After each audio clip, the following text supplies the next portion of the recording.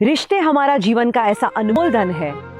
कहते हैं इंसान को सबसे ज्यादा सुख और सबसे ज्यादा दुख उसके अपने ही देते हैं। Relationship are very important, but कई बार हम उसकी कदर नहीं कर पाते।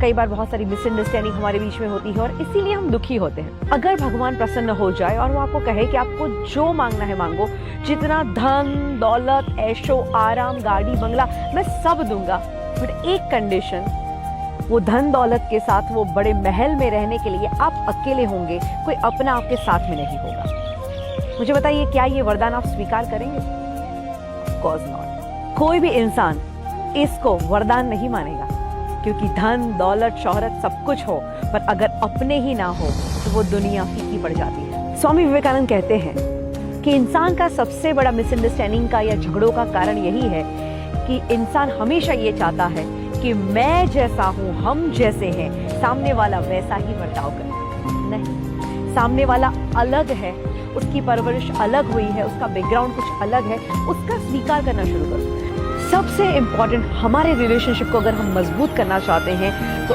एक चीज है, सामने वाले की कद्र करना शुरू करो। क्योंकि कुछ होता ऐसा है कि हम जब इंसान हमारे सामने होते हैं तब तो हम उसकी वैल्यू पहचान नहीं पाते, और वही इंसान जब दुनिया छोड़ के चला जाता है तब उसकी वैल्यू होती है। हम कितना प्यार करते थे वो जीवन भर नहीं कह पाए, और वो कब चला गया पता ही नहीं चला। तो जो इंसान आज आपके जीवन में है, पहले तो उसकी कदर करना शुरू करें। मेरा एक दोस्त था, तो हम जब कॉलेज में साथ में थे, जब भी उसके घर पे जाते तो एक चीज होती, उसके मम्मी पापा हम सारे मित्रों को बिठा के हमेशा उस लड़की की बुराई करते कि हमारे लड़के में तो देखो ये प्रॉब्लम है, हमारा लड़का तो ऐसा नहीं करता वैसा नहीं करता। वो बेचारा बहुत उदास हो जाता। कुछ समय बीता और एक घटना घटी, उस लड़के का एक्सीडेंट हो गया और उसकी डेथ हो गई। उसकी डेथ हुई और उसके बाद जब हम उसके घर पे मिलने गए और उसके माँ बाप ने जब उसकी बातें बताई, हम भी चौंक गए।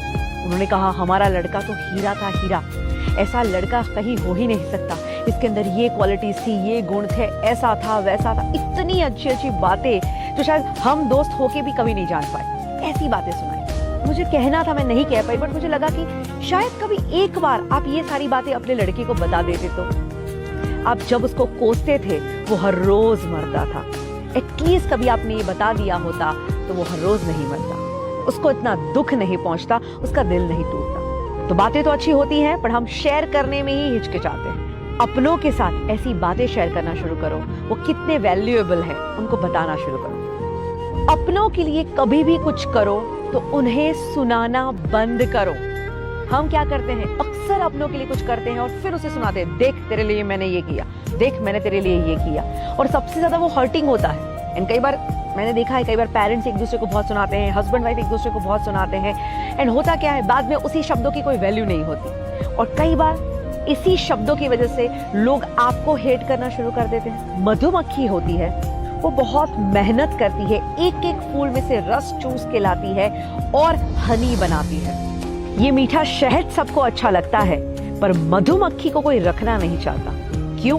क्योंकि वो मेहनत तो करती है पर वो डंक मारती है। एंड जब आप अपनों को ताने मारते हैं, दैट मीन्स आप उनको डंक मारते हैं। तो हो सकता है कि आपके काम शहद जैसे होंगे, बट अगर आपकी डंक मारने की आदत होगी तो आपके अपने भी आपसे दूर भागना शुरू कर देंगे। कई बार हमारा बिहेवियर भी अपनों के साथ इतना गलत होता है, गलत शब्दों के साथ हमारा बर्ताव भी लोगों को अपनों से दूर कर देता है। मैं तो देखती हूँ कई बार लोगों का बर्ताव इतना रूड होता है, इतना रफ होता है कि कई घरों में ऐसी हालत है कि कुछ लोग ऐसे होते हैं जो घर में आते हैं और घर वाले खुश हो जाते हैं, और कुछ लोग ऐसे होते हैं जो घर से बाहर जाते हैं और घर वाले खुश हो जाते हैं। तो जरा चेक कीजिएगा कि आप कौन सी कैटेगरी में आते हैं। रिलेशनशिप में मैं हमेशा कहती हूँ कि अपना रिमोट अपने हाथ में रखो। कई बार हम क्या करते हैं, अपना रिमोट सामने वाले के हाथ में दे देते हैं। अब उसके हाथ में है, उसकी मर्जी, उसने हंसाया आप हंसने लगे, उसने कुछ ऐसा कर दिया आप गुस्सा करने लगे। तो आप अपना रिमोट कंट्रोल क्यों किसी और को देते हैं? कई बार लोग कहते हैं मैम सामने वाले का बर्ताव ही ऐसा होता है, मैं क्या करूं, मुझे भी गुस्सा आ जाता है।